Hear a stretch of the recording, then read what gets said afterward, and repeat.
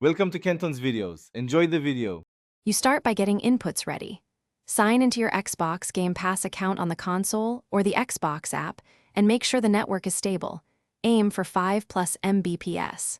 Next, enable Bluetooth on your device if you plan to pair a phone or plug into USB when using a keyboard and mouse.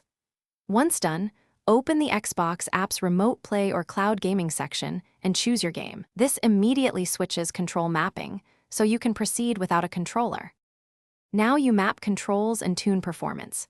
Open the game's control settings and assign keys or touch gestures to essential actions. Jump, aim, interact, so everything is reachable.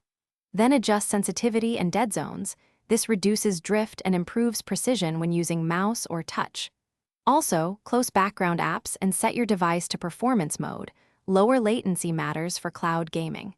Make sure to save control presets, because once they're set, you'll play with consistent input and fewer surprises.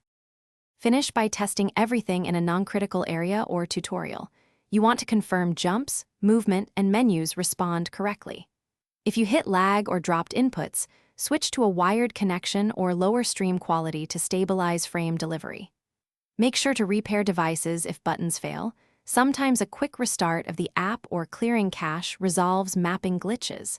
And if problems persist, reboot the host device. That often clears lingering Bluetooth or USB content. Thanks for watching. Consider subscribing if we helped you.